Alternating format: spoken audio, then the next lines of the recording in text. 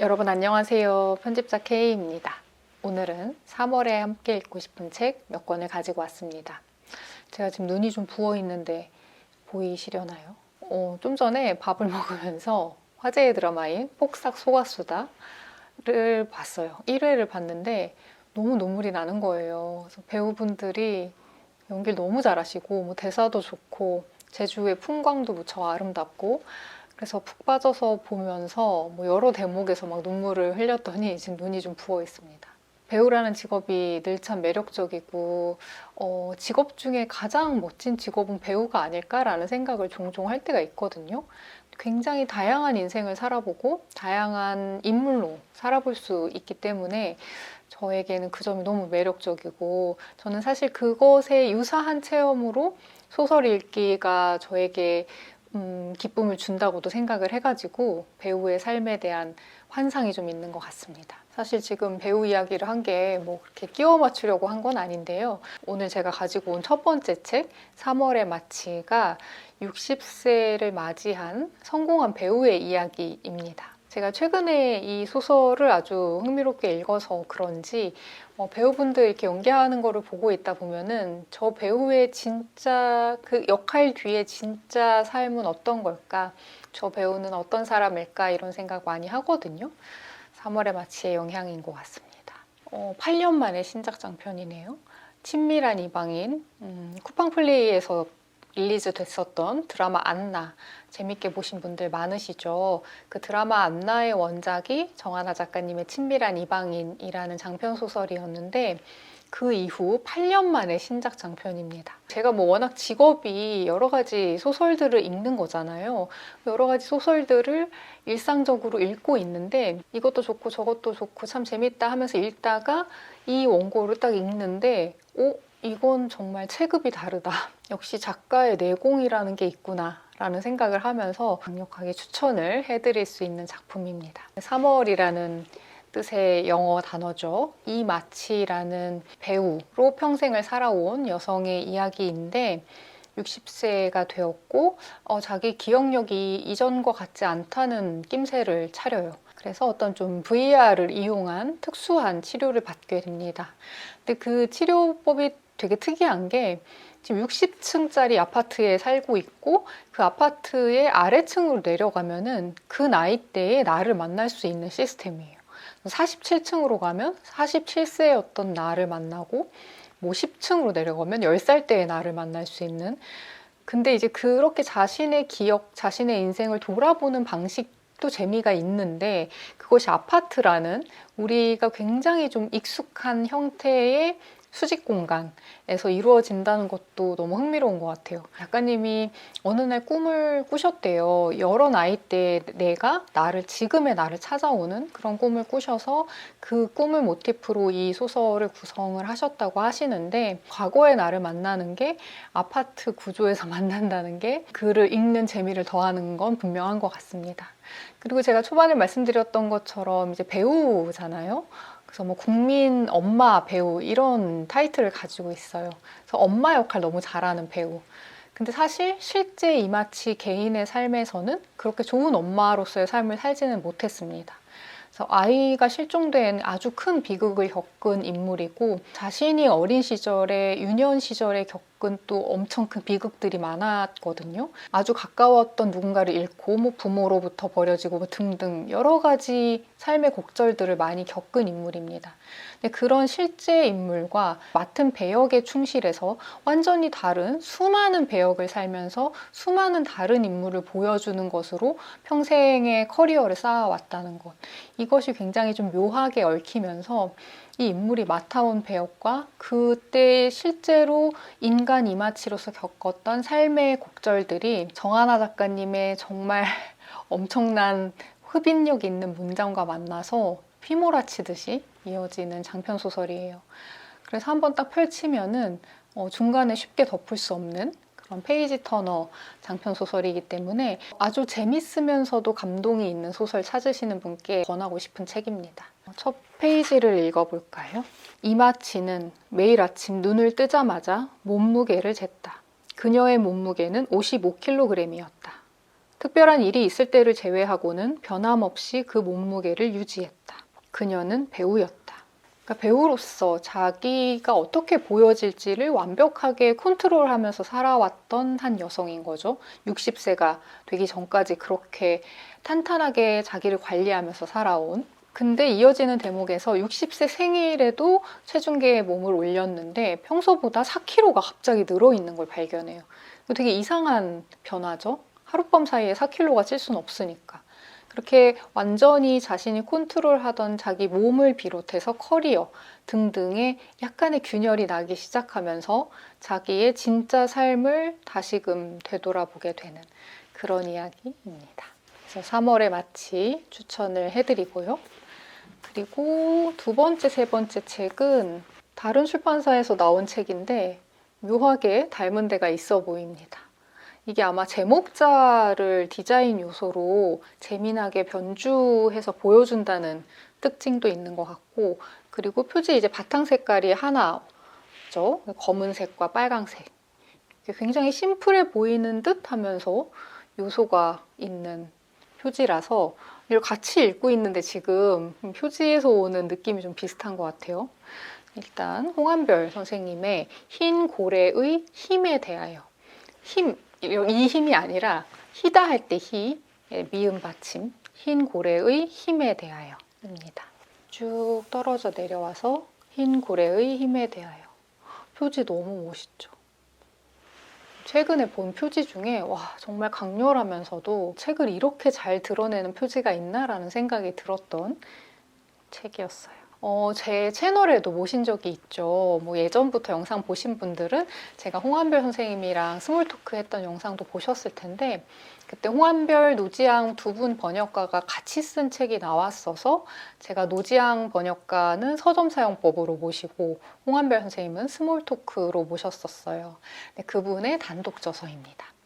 그 사이에 클레어 키건의 이토록 사소한 것들이 엄청난 베스트셀러가 되면서 그 책의 번역가인 홍한별 번역가의 이름을 더 많이 알게 되셨을 것 같아요. 근데 그전에도 뭐 워낙 유명한 분이었고, 뭐 가즈오 이시구로나 데버라 리비나 뭐 수전 손택, 조앤 디디온 등등의 아주 좋은 책을 옮기셨죠. 그리고 애나 번스의 밀크맨, 그 소설 번역으로 그 해의 유형 번역상을 수상하시기도 하셨습니다. 번역가가 쓴 책이라고 보시면 될 텐데 엄청 지적인 산문이에요. 번역이라는 거는 뭐 너무 매력적인 직업이죠. 사실 제가 느끼는 그 매력 포인트들이 좀 있는데, 배우가 여러 삶을 살아본다라고 한다면 저한테 번역가는 어떤 두 언어 사이의 진공 상태를 자신이 마음껏 누리는 직업처럼 보이는 게 있습니다. 번역이란 무엇인가에 대해서 굉장히 좀 훨씬 깊이 내려가서 번역가로 살아오면서 지난 한 20년 동안 생각해온 것들, 마주한 질문들, 그리고 많이 듣는 질문들, 흔히 하는 질문들 있죠. 의역과 직역의 문제라든가, 뭐 AI 시대의 번역가의 뭐 존재 가능성이라든가 그런 것들, 그런 이야기도 찬찬히 잘 풀어놓으셨고, 꼭 번역가 지망생이나 그 일을 궁금해하시는 분들이 아니더라도 번역 문학을 한국 사람들은 굉장히 많이 읽는 편이잖아요. 그런 해외 문학을 번역서로 즐겨 읽으시는 분들께도 저는 그 독서 자체에도 좀 큰 도움이 되지 않을까라는 생각이 들어서 관심 있는 분들은 많이 읽어보시면 좋을 것 같아요. 이 책이 어떤 내용으로 시작을 하냐면, 고등학교 다닐 때 미술 선생님이 이제 하얀 석고상을 그리게 시켰던 일로 시작을 해요. 흰 조각상을 그리기 위해서 이제 검은 선으로 계속 이어서 흰 것을 드러내는 그 일의 이상한 불가능한 과제. 그 다음에는 이제 이어서 허먼 벨빌의 모비딕 이야기를 하시는데요. 모비딕은 너무 잘 알려져 있는 소설이죠. 고래를 추적하는 이야기일 뿐만 아니라 이슈메일이라고 하는 소설의 화자가 흰 고래를 알기 위해 애쓰다가 실패하는 이야기다 하면서 이 이야기를 이렇게 덧붙입니다. 흰 고래는 모든 것을 표상하지만 동시에 아무것도 나타내지 않는 공허다. 멜빌은 이 흰 고래를 그리려고 연필선을 더해 흰 고래를 그리는 대신 흰 고래를 제외한 모든 것을 그렸다. 그렇게 글자들을 새카맣게 포개어 그리고 남은 중앙의 빈 공간, 흰 여백이 바로 흰 고래다. 번역을 시도한 적이 있는 사람은 누구나 흰 고래 같은 텍스트를 만났을 것이다. 잡히지 않는 공허, 포착할 수 없는 의미, 이쪽을 붙들면 저쪽을 놓치고 저쪽을 잡으면 이쪽이 사라지는 단어를, 의미를 고정하는 순간 무수한 틈이 생겨버리는 그것을 어떻게 표현할 것인가. 붓질을 더할수록 더럽혀지기만 하는 순백을, 그것을 표현하기 위해 번역은 얼마나 투명해져야 하는가. 여기 쓴 글들은 사람들이 저마다 번역을 어떻게 같은 말로 다르게 말하고 있느냐는 이야기이자, 번역이라는 실체 없는 행위를 말로 설명하려는 기도이자, 불가능한 번역을 정의하려는 불가능한 몸짓이자, 흰 고래를 그리려는 시도다. 이렇게 시작되는 책. 이 책 읽으신 분들은 어떤 리뷰를 남겼나 궁금해서 찾아봤었는데, 리뷰도 참 멋지더라고요. 참 좋은 책에는 좋은 리뷰가 붙죠. 이제 알라딘에서 제가 본 리뷰들을 좀 읽어볼게요. 번역의 불가능성을 넘어 관계는, 이해는, 인생은 왜 불가능한 것들로 가득 차 있는지 사유하게 만드는 아름답고 적확한 책. 그리고 언젠가는 이런 책을 쓸 수 있을까? 훔치고 싶은 재능을 가진 작가의 비범한 에세이. 번역에 대해서 이만큼 다양하고도 깊은 논의를 한 책이 있었던가? 그 많은 논의를 거치고 나서도 여전히 번역은 다시 흰 고래지만, 이 책을 읽고 난 독자들은 번역이 어떤 것인지에 대해 어느 정도 자신만의 생각을 가질 수 있지 않을까 합니다. 정말 멋지고 단정하고 수려하고 기품 있는 책이다. 진짜 공감이 가요. 엄청난 책이다. 책 내주셔서 감사하다. 한 학기 강의를 들은 기분. 저도 지금 한 중간 정도까지 읽었는데 시간을 갖고 천천히 읽고 싶어지는 책이에요. 그래서 좋은 부분들 밑줄도 그어가고 잠깐 멈춰 서서 생각도 좀 해보고 하게 만드는 책이어서 찬찬히 읽고 싶었던 책, 기다리셨던 분들께 권하고 싶은 책이에요. 그리고 마지막으로는 아까 보여드렸던 책이죠. 표지 제목자가 특이한, 보이실까요? 이 책의 제목? 책의 제목은 괴물들입니다. 괴물들과 몬스터스가 이렇게 거울상으로 대칭이 되어 있어요. 되게 멋지죠? 방금 그 홍한별 작가님과 공저로 책을 같이 내셨던 노지양 번역가가 옮긴 책이네요. 공교롭게도. 부제는 숭배와 혐오, 우리 모두의 딜레마. 뒷표지에 이렇게 적혀 있어요. 위대한 걸작을 탄생시킨 괴물 예술가를 어떻게 마주할 것인가. 우리가 사랑하는 어떤 예술가에게 인간적으로 혐의점이 있을 때, 그가 윤리적, 도덕적 기준을 한참 못 미치는 사람이었다는 것을 알게 되었을 때, 팬, 사용자, 수용자, 우리는 어떻게 이것을 받아들여야 하는가에 대해서 쓴 책이에요. 이 책하고 제가 좀 쌍으로 읽으면 좋지 않을까 싶어서 같이 구매한 책이 요거거든요. 작가와 작품을 분리할 수 있는가. 이 책을 먼저 읽어봐야겠다라는 생각이 들어서 일단 이 책을 먼저 읽고 있습니다. 뒷띠지에 이렇게 적혀 있어요. 13살 소녀에게 약물을 먹여 성폭행을 저지른 천재 감독 로만 폴란스키, 아동 성추행이라는 추문의 주인공이었던 팝의 황제 마이클 잭슨, 여성 편력과 학대로 악명이 높았던 세계에서 가장 유명한 화가 파블로 피카소, 헤로인 중독자이자 포주였던 영혼의 트럼펫터 마일스 데이비스, 못 말리는 술꾼이었던 단편소설의 거장 레이먼드 카버... 지은이는 클레어 데더러라는 에세이스트이자 도서평론가이자 프리랜서 기자이고 1967년 미국 출신입니다. 그리고 이 괴물들은 2017년 파리 리뷰에 기고했던 에세이를 확장한 책으로 삶과 예술 사이의 혼란스러운 경계를 치밀하게 파고든 걸작이라는 평가를 받으며 뉴욕타임스, 워싱턴 포스트, 뉴요커 등이 선정한 올해의 책에 이름을 올렸습니다. 저는 이 문제를 다양한 방식으로 다양한 예술가의 사례를 들어가면서 쓴 이 구성 자체도 재밌고 문제 제기도 물론 너무 흥미로운데, 생각지 못하게 좋았던 부분은 이 저자인 데더러 작가께서 어떤 문장을 되게 거침없이 쓰는 사람인 것 같은데, 그렇게 쓰다가 멈춰서서 방금 자기가 쓴 문장에 모호할 수 있는 지점을 다시 스스로 환기할 때가 있어요. 가령 어떤 예술가의 추악한 면에 대해서 많은 사람들은 이렇게 생각했다 했을 때, 그 많은 사람들이란 누구인가? 정말 많은 사람인가? 그들은 누구이며 어떤 형태로 많은가? 그런 식으로 돌아가서 다시 생각해 보는 거? 그 태도가 아직 곳곳에 드러나는데 그 부분이 저는 굉장히 흥미롭고 이 작가가 더 궁금해지는 부분이었어요. 네, 제가 첫 번째로 밑줄을 그은 부분이 이런 거예요. 하지만 잠깐만 멈춰서 비판적인 글에 자주 등장하는 우리가 과연 누구일지 생각해보자. 우리는 도피용 비상구다. 우리는 가볍다. 우리는 개인의 책임을 은근슬쩍 내려놓는 동시에 손쉬운 권위라는 탈을 쓰는 방식이다. 우리는 부패한 단어다. 우리는 속임수다. 진짜 해야 할 질문은 다음이다. 나는 어떤 예술을 사랑하면서 그 예술가를 미워할 수 있을까? 당신은 할 수 있나? 내가 우리라고 할 때의 우리는 나를 의미한다. 나 그리고 당신 말이다. 그리고 이어지는 이제 우디 앨런에 대한, 우디 앨런도 문제가 많은 사람이죠. 저도 우디 앨런의 영화 중에 재밌게 본 것들이 많아서 이 부분에도 공감을 많이 했었어요. 그 사람의 여러 문제적인 것들에 대해서 친구와 이야기를 나눈 끝에 그 친구한테서 데더러에게 이런 문자가 옵니다. 그런데 우디 앨런에 대한 내 감정은 어디다 두고 와야 할지 모르겠네. 이 감정이란 단어가 너무 나약하고 좀 불명확한 거 아닌가라고 생각할 수 있는데 굉장히 중요한 핵심 중에 하나다라고 하면서 내 친구는 우디 앨런에 대한 생각이 많았다고 했지만 그녀가 말하는 내용은 생각이라고 할 수 없었다.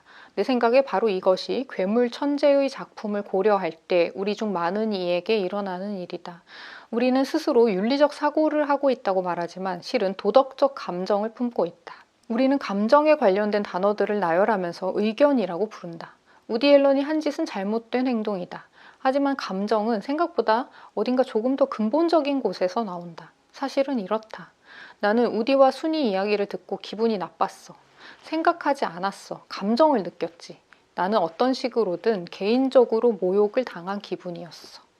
이런 부분을 읽다 보면 굉장히 섬세하게 어딘가 치우치지 않고 정신을 똑띠 차리고 작가로서 글을 쓰려고 한다는 인상을 받게 되었고 그 부분이 좋았어요. 어떤 예술가를 사랑하게 되고 그 예술가와 혹은 예술가의 작업과 나를 너무 가깝다고 느끼는 그런 친밀한 관계처럼 느끼는 상황에서 그 예술가에게 예상치 못했던 얼룩, 오명 이런 것이 생겼을 때 그 예술가를 향유하던 내가 받게 되는 당혹스러운 어떤 수치감 같은 것들 그런 거에 대한 고찰도 있고요. 정희진 선생님이 미리 읽고 쓴 추천사에 이런 대목이 있어요. 세상은 젠더든 계급이든 하나의 모순으로만 이루어져 있지 않다. 일반론, 보편성, 일관성으로는 아무것도 설명할 수 없다. 이것이 이 책의 딜레마에 대처하는 맥락적 지식이다. 맥락적 지식은 수용자의 위치성, 발화의 발신지, 수용자와 사회가 맺는 상황을 반영하는 국지적 지식을 의미한다. 그리고 각자의 맥락적 지식들이 공론장에서 경합하는 것이 팬의 딜레마를 해결하는 방법이라고 생각한다. 그리고 하미나 작가님은 이렇게 썼어요. 어떤 관점을 더 잘 알게 되는 것과 그 관점을 정당화하는 것은 매우 다르며 생각을 생각으로 남겨두는 것과 행동으로 옮기는 것 사이에도 대단히 큰 차이가 있다. 외면할 수 없는 진실은 이것이다. 가장 사악한 생각조차도 평범하다는 것. 인간은 때로 악에 매혹된다는 것. 나는 어둡고 비열한 이야기가 삭제된, 표백된 윤리적 세계가 아닌 자기 안의 가해자성을 들여다보느라 스스로 분열하는 세계에서 안전함을 느낀다. 이 책이 바로 그런 공간이었다. 네. 이 두 분의 추천사가 좀 마음에 남았어서 이렇게 읽고 마무리를 해봅니다. 네, 여러분 3월에 이렇게 세 권을 가지고 왔어요. 제가 개인적으로 좀 너무 정신없는 시간들을 보내고 있어서 신간 추천이 살짝 늦어진 점 양해를 부탁드립니다. 다음 영상은 새로운 서점 사용법 영상이 될 텐데요. 어떤 분과 어떤 서점을 함께 둘러볼지 기대해 주시면 좋겠어요. 그러면 다음 영상에서 다시 뵙겠습니다. 감사합니다. 눈이 너무 부어서 촬영이 어려웠어요.